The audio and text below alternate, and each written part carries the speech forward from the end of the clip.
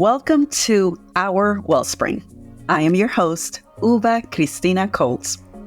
In this episode, I am delighted to be in conversation with Bob Nardo, founding executive director of Libertas School of Memphis, the first Montessori neighborhood turnaround and charter school in Tennessee. Bob enthusiastically talks about his path to becoming an educator, the privilege of being part of a new community, and the journey of learning and unlearning he traveled to earn trust. We also dig into what it takes to co-design environment worthy of our children and their communities. Let's learn. Bob, there is just a whole lot I want to learn with you, from you, about you. But before we dig in, I thought I would just get started with just a question, human to human. Just how are you in this moment? Thank you, Uva. I'm excited. I'm a little on pins and needles because my wife and I are expecting our sixth child to be born this weekend. Amazing. Wow. Congratulations. Yeah, thank you.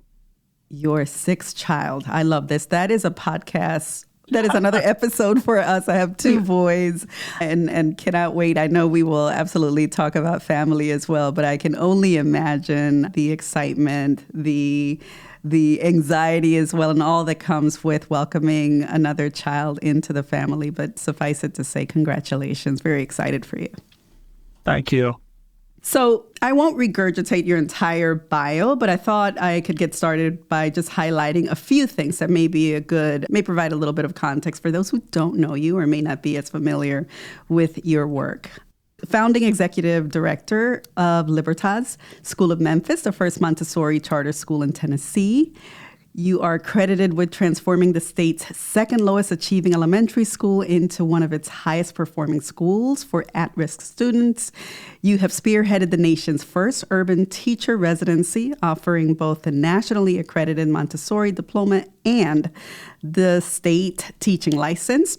As an advocate, you have served on state and local government committees and have worked to build equitable public facilities. Of equal importance, maybe I think even of greater importance, we just touched on it. You, along with your wife, Sara, who is a homeschool educator, are parents to 5 children, soon to be 6. Really excited about that. Bob, whether at home or at work, you are steeped in centering, advocating for, and caring deeply for children and their learning needs. With all of that in your background, can you talk a little bit about the origin story of your passion for the work you do? How did all of this begin for you? Thank you, Uva. Yeah, like a lot of people who work in urban education, I chose this field because of what a difference education has meant in my own life. My grandparents immigrated to this country and were mostly, blue-collar workers in New York City, where they came from Italy and Ireland and Eastern Europe. I was the first person in my family to be able to, go off and attend a university. When I was in college, I had a chance to be an after-school tutor to kids in Washington, D.C. at a charter school. And so I love these kids. I love working with them. And I also had an internship at the same time where I was in the speechwriting office for the U.S. Secretary of Education. So, in the same period, I had these extraordinary opposite-end experiences, riding the bus every day to Columbia Heights and, in the kind of basement, in effect, of this apartment building, tutoring elementary kids in reading, while also, taking the metro down to the Capitol Mall and going up to the 6th and 7th floor with the Secretary of Education. There was this sort of extraordinary bookend experience, and it inspired me about the different ways that we can help create new opportunities. And so from there, the personal twist is the woman that I was in love with, who has become my wife, got a job in New York City after we graduated, and I wanted to ask her to marry me, so I followed her up there, and I called this brand new little startup charter school that had just been opened a year in Newark, New Jersey, through the KIPP Network that I had heard so much about in the early days of their expansion. This was 2003, and said, well, hey, I have some background in music. I have some background in political campaigns. Can you use me? And so I was like one of the first 8 employees. We had not even 100 kids, and I got to teach music. I got to help with school administration and business management. And that was the beginning of my career. And I fell in love with it and got to see the way that this tiny little school actually had a hugely outsized impact, both for the kids we were serving, Uva, but also for the broader education reform movement in Newark and in New Jersey, because we were, to use the hackneyed phrase, proving the possible. So that helped me to see that you don't have to work at the Department of Education to make a difference for kids. In fact, in this space, it's precisely the little islands of excellence that can change what people think is possible in schools. So that, Uva, is how my sort of like personal journey led me to this career and how it started. I love that love had something to do with all of this. If it hadn't, I probably would have just kept working in Washington and just been a political hack at a desk job. So I'm so glad that love led me to where I am. Well, we have to thank your wife. Maybe we'll interview her a little bit later. Maybe after the baby comes, we'll have a chance to speak with her as well, and the wonderful impact that your relationships had. I appreciate the full circle of all of this, and also the holistic space that you've occupied.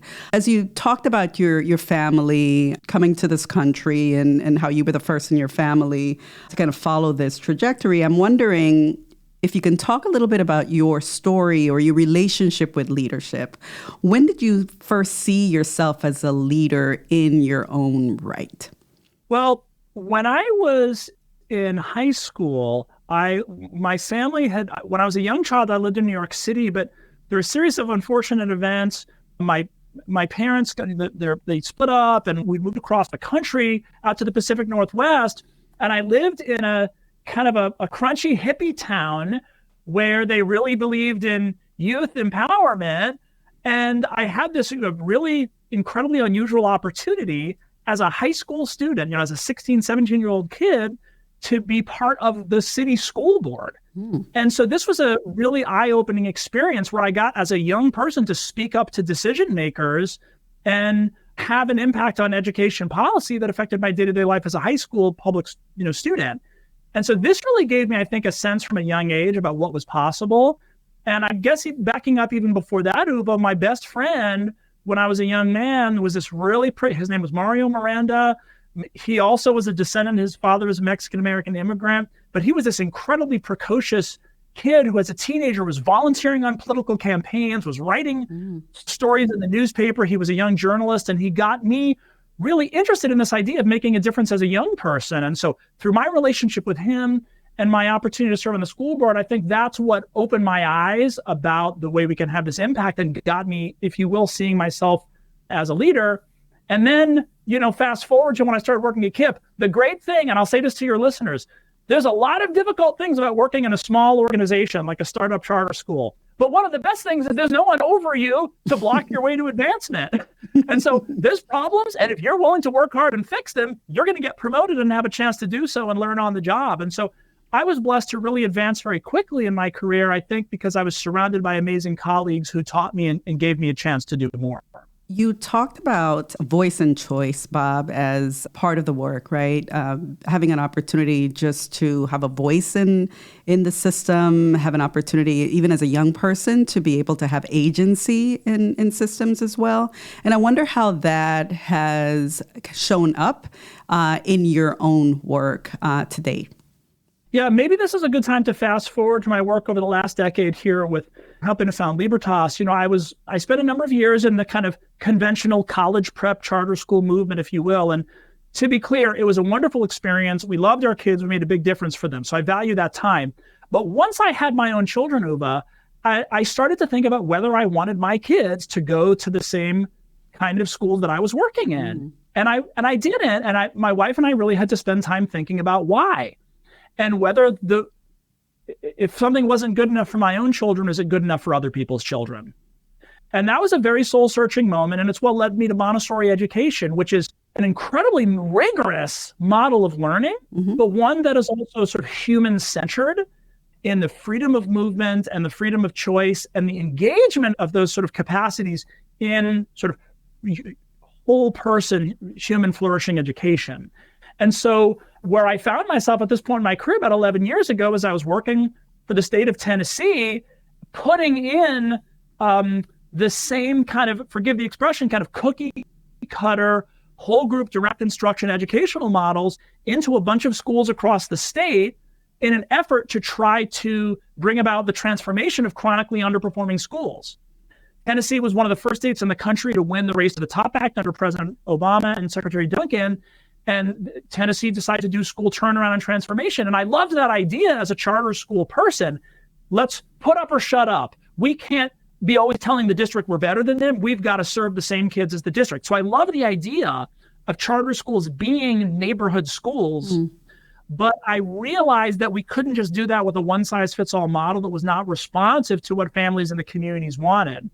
And then actually, the more that I got to know the community here in North Memphis and in Fraser, which has become my home, I realized there was a profound need to take a different orientation towards listening and community engagement and empowerment.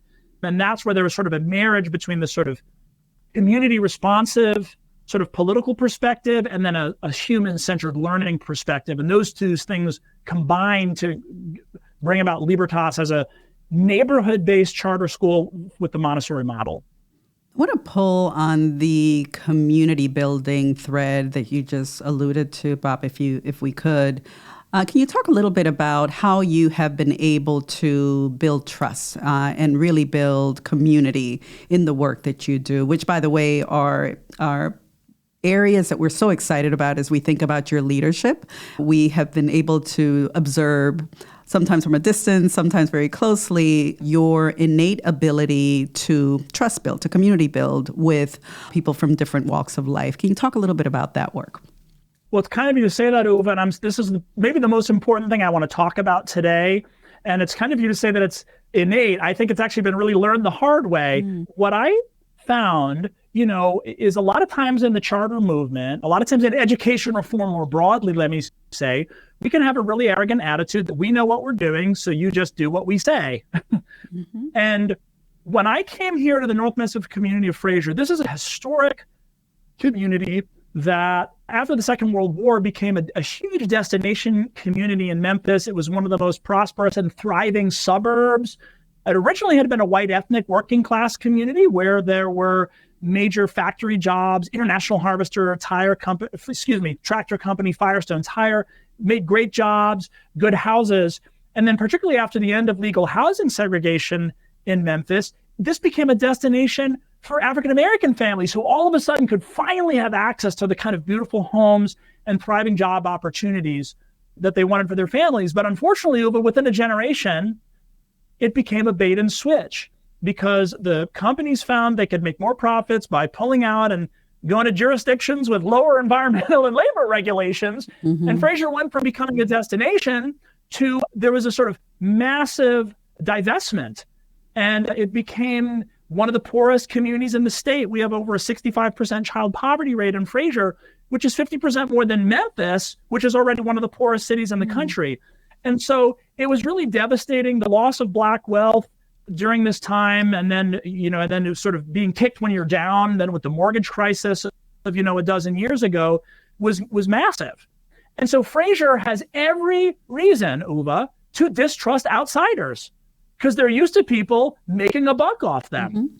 They're used to, and white Northerners with government grants coming in to run programs and then leaving when it's convenient. And I hate to say it, Uva, but the large majority of the people who came to this city and community through the school turnaround efforts that they put in a decade ago did just that. They came for a couple of years while there was a grant.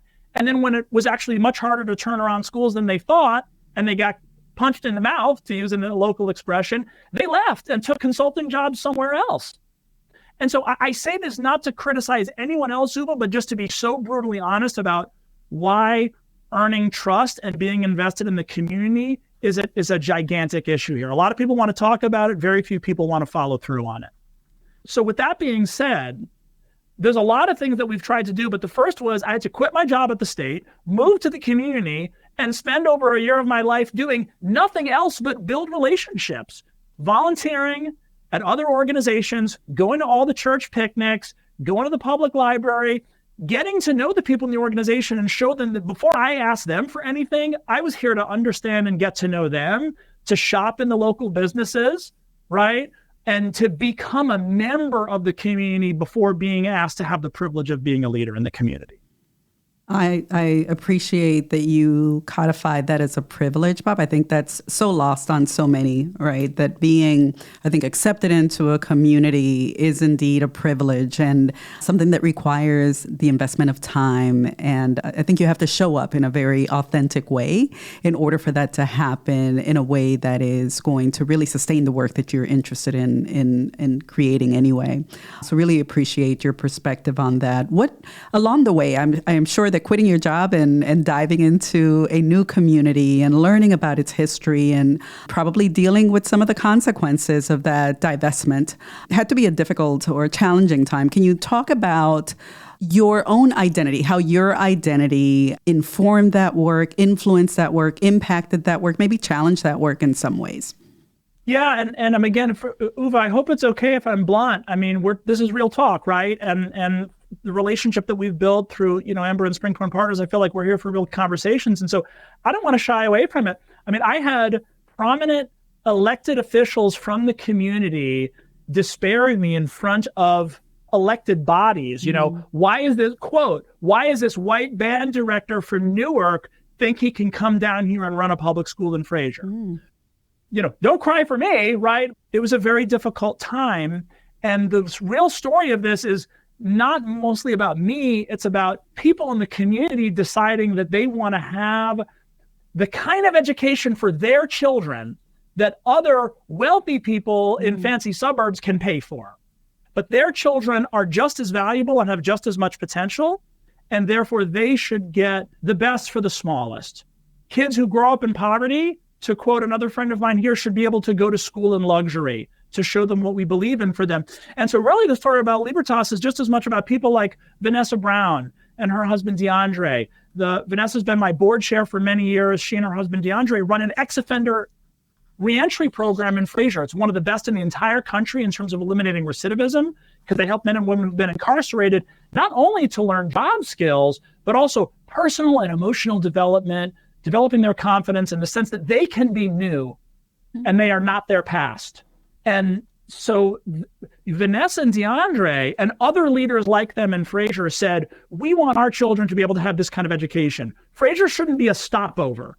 You shouldn't have to leave Fraser and move to Cordova or Hickory Hill or Bartlett to get a good education and a good home. You should be able to do that right here in Fraser. And so that's what we set out to do. And through the leadership of those people, with me as their helper, essentially, that's what got this school approved. And that's what brought families, people like Pastor Ricky Floyd, Teddy King, other friends of mine and other key influencers in Fraser who decided that they want this model of learning. And so that allowed me to take a role of supporting them and helping to bring the team together to implement this vision that they had for the uplift that they wanted through the Fraser Neighborhood Council and other efforts that the community had already put in place. We're just here to help the work of Fraser. That's what our story is about. I appreciate you lifting Vanessa and DeAndre and Pastor Floyd and all of the other names that you just briefly mentioned. I know there's a wealth of names and just individuals who you've worked with. But I want to circle back to those moments when it sounds like your own integrity was questioned, and certainly your identity was entangled with some of that as well. Who is this guy coming into our community to do this work? Before we get to the fact that you were able to center those individuals who deserve the privilege of the luxury, as you called it, of an education, let's talk about you and what it felt like in those moments and how you overcame the suspicion, right? And maybe the being dismissed or being questioned for your intentions. Can you recall how you felt in those moments? I think as leaders, there are those moments that really challenge our intentions and force us to kind of reckon with the purpose, or our purpose, and how we're going to move forward. And I want to dig into that a little bit, if you don't mind. Talk to us about those moments, what that felt like, and how you were able to move forward. Yeah, Uva, again, real talk. It's embarrassing. It's enraging. You feel resentful. You feel unappreciated. But this is a life-defining moment, because the question is, am I going to walk away and say, oh, you don't know what you missed because this is all about me? Or am I going to stop and say, who is this what am I really here for? Truly, what are my motives? And so, yeah, I was angry. I was embarrassed. I was resentful. But I thank God for, let me just tell you about a defining moment for me. Not far from my school, there's an old Baptist church on Fraser Boulevard.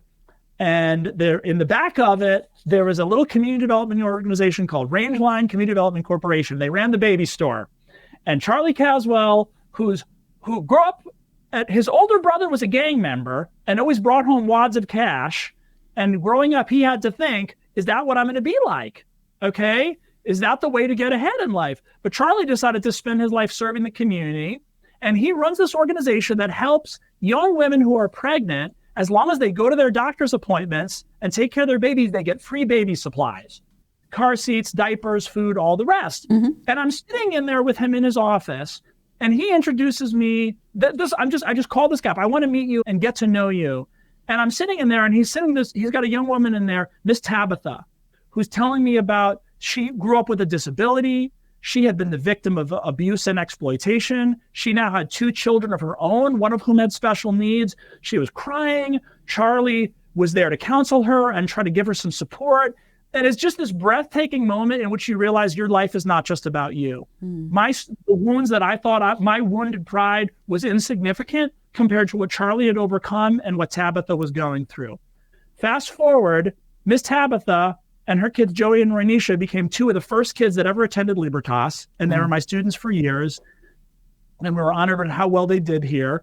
And Charlie is now a Shelby County commissioner, an elected official, and his youngest daughter goes to my school as well. So being part of their story is what allowed me to sort of see myself just from a completely different frame of reference.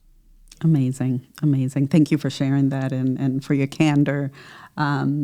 I hope we can keep the candor going. And I actually have no doubt we'll keep the candor going, but I certainly appreciate your perspective. And again, lifting others as you have tried to do the work. Let's talk a little bit about your experience as a founder as well. As you know, at Spring Point Partners, so many of the leaders we work with are those individuals who, I think, just as you did, as you were having that conversation with your wife about whether or not you wanted your children in a school system, you kind of came to that moment of reckoning that what existed was did not suffice, right? There was a gap there that you wanted to address in a different way. Many of our partners have identified those gaps and have figured out ways of filling them. And so as a founder, you deal with certain very unique challenges. Can you talk about that conversation that you had with your wife where you recognized that the school system was not necessarily what you would want for your own family? You told us what you wanted, but what was missing in the existing systems that you recognized needed to shift? Yep. Well, one, I'm just laughing because I can picture where she and I were driving in the car together when we were discussing this and gnashing our teeth. And it was really, in many ways, a great organization I was working for, and I was advancing in my career, and it seemed like everything, but we just couldn't be at peace. It just wasn't enough to do that. We felt like we, wanted to be able for other kids to enjoy what we wanted our kids to be able to have. And we felt it was for the health of the community. And I could just picture the moment when my wife says, honey, we've got to do this. And that's what I knew. But, Uva, it's a couple things. One, again, we just had there's a very education reform 1.0 mindset that we know what we're doing, and parents in the community on the outside. And very often, Uva, and again, forgive me for saying this, if any of my friends are listening, I don't mean this the wrong way, because I was there with you doing the same things. We oftentimes defined our success over and against the community. All of our marketing was always about how terrible the community was and how lousy all the other schools were and how much better we were in comparison.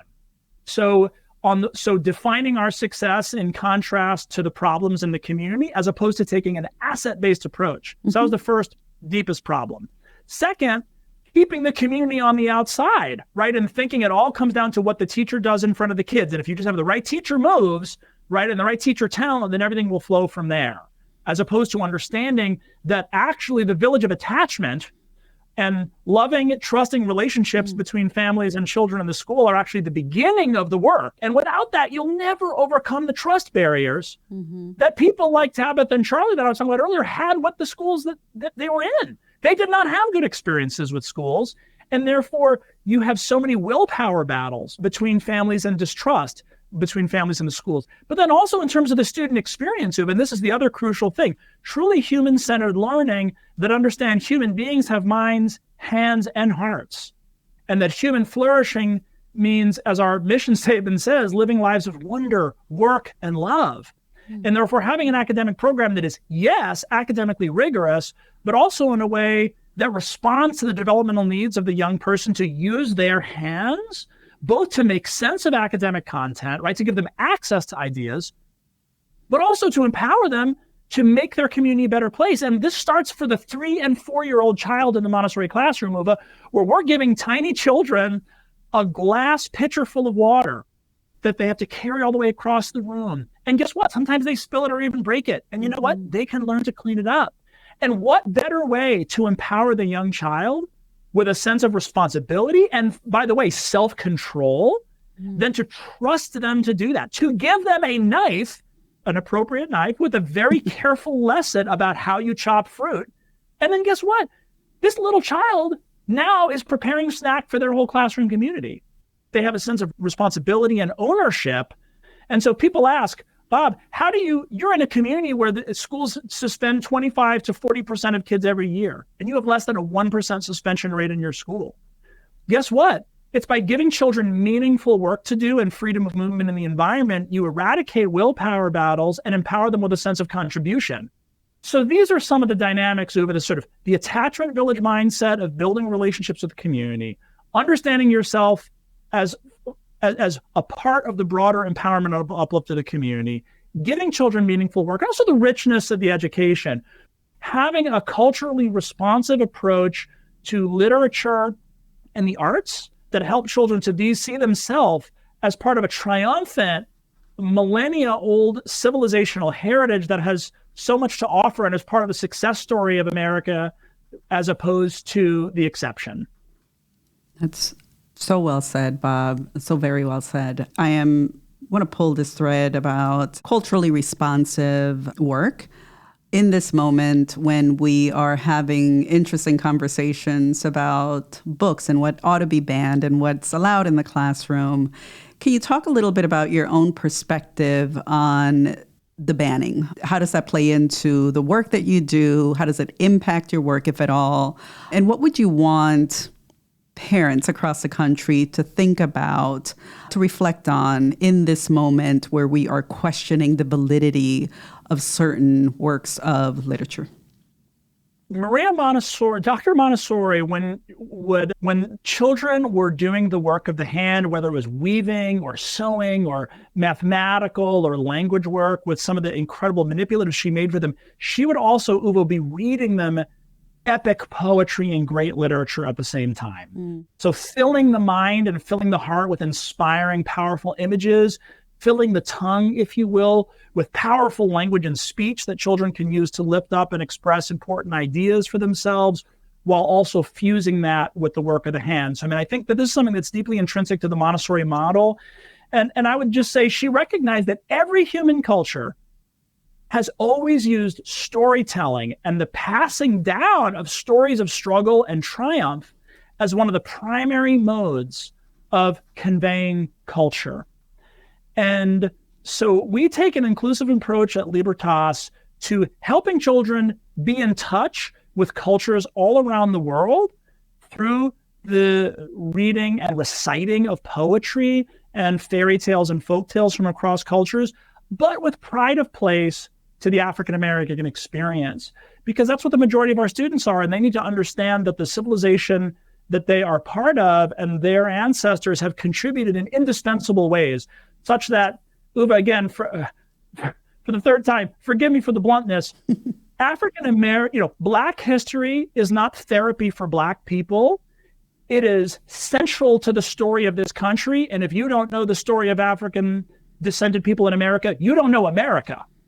You can't claim to know American history and American culture without the greatest orator in American history, Frederick Douglass, right? Without the poetry of Paul Laurence Dunbar, without the lives of the African-American women who are exemplars of care for our kids, whether that's Phyllis Wheatley who shocked the world as a freed slave, who had to recite her poetry in front of the white male publishers who couldn't believe that a Black woman could have written this poetry, and mastered their own language at a higher level than they themselves could dream, and so on. So these stories are central to the student experience here. Every classroom, every space in Libertas is named after these heroes.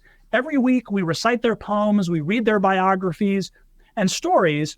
And it's painful and difficult on both sides, Uva, because some people are giving pride of place can be challenging. But on the other hand, confronting the painful side, right? I mean, we live in an era in which people are understandably very sensitive to the way that reliving some of these traumatic experiences can be deeply triggering. And as a guest, as a visitor in this community, that's something I've had to learn to be sensitive to. But what I've also learned is that at the end of the day,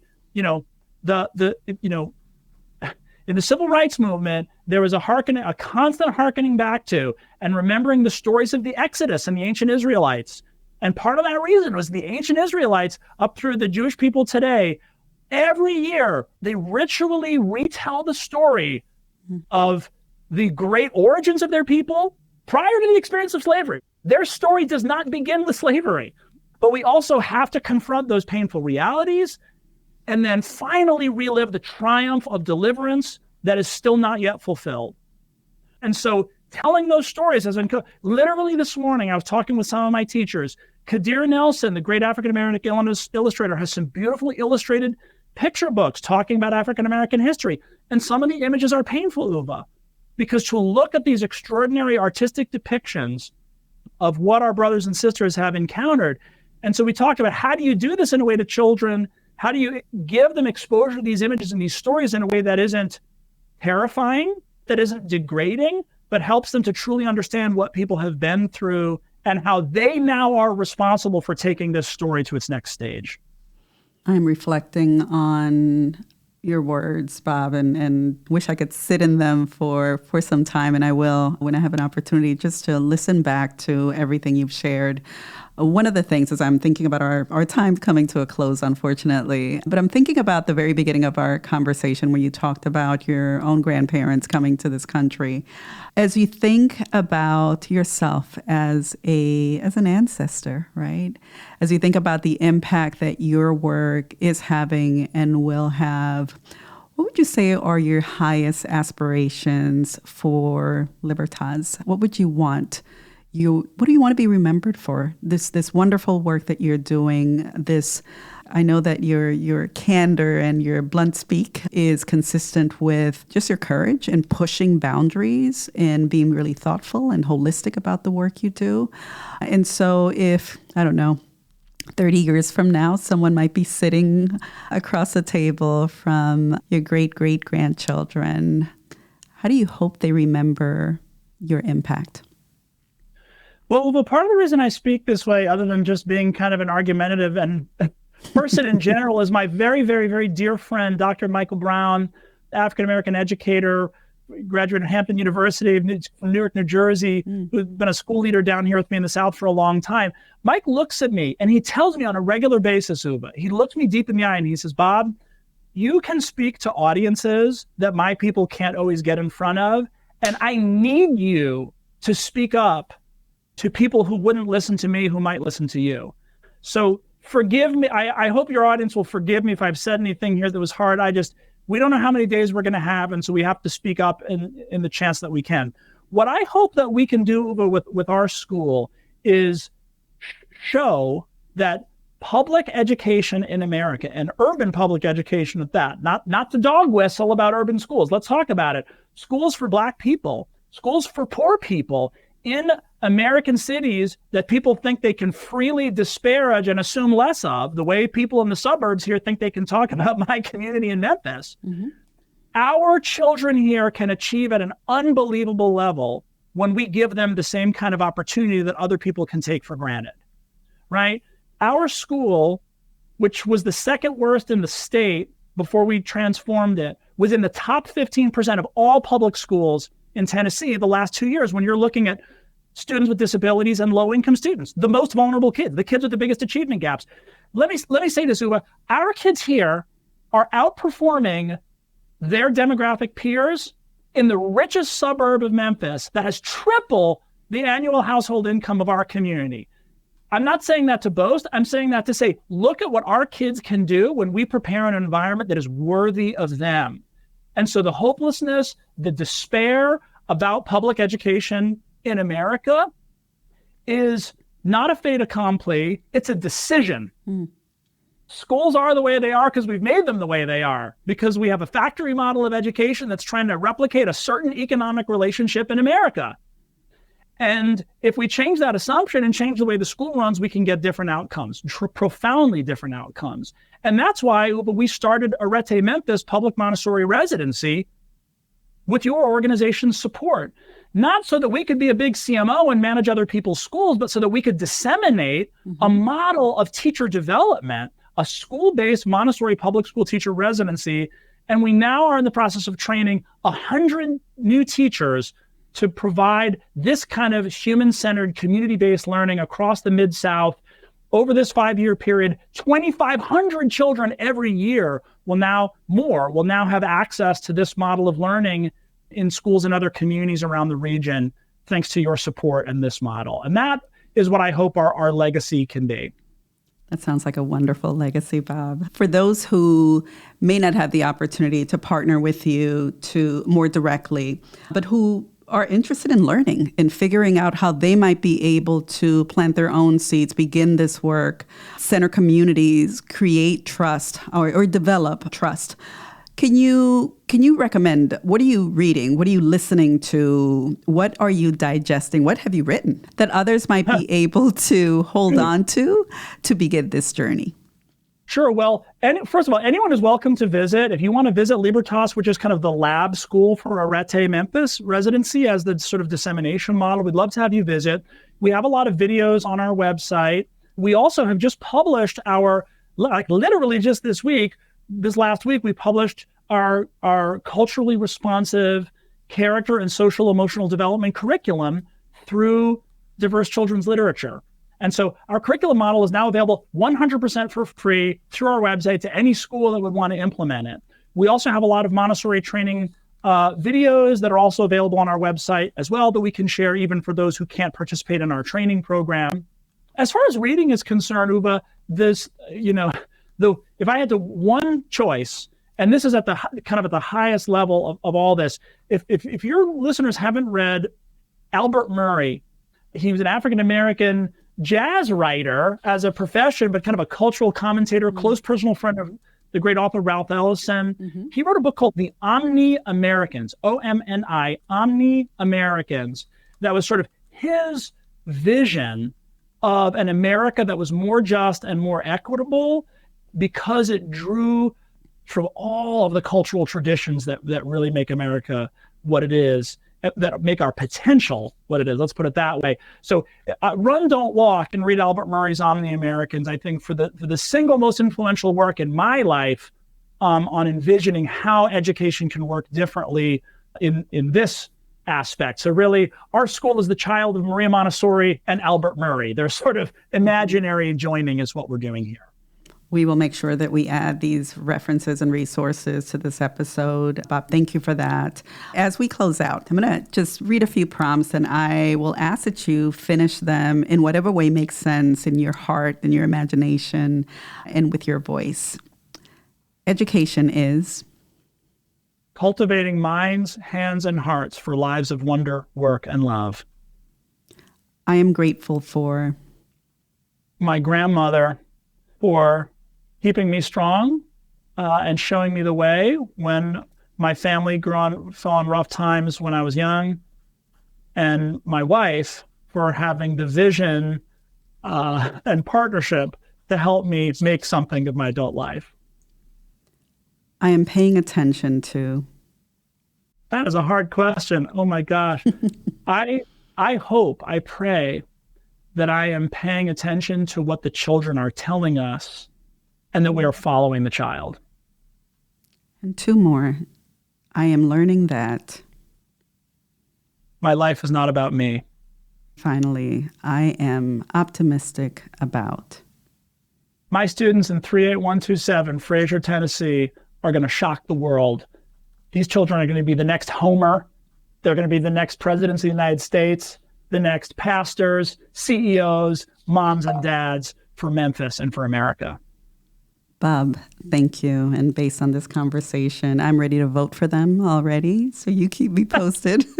I'm equally grateful to Sara, your wife, for partnering with you in this work and for the work that the two of you are doing in centering love in education. Again, this idea that learning ought not to be a privilege, right? It is a luxury that ought to be afforded to all of us, is certainly one of my learnings from our time together.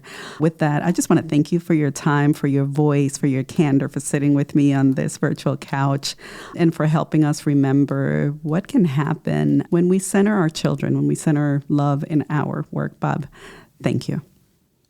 Thank you, Uva, and thank you to Spring Point Partners for all of your support and your vision and the network you're creating around the country for this type of transformational, human-centered, community-based work.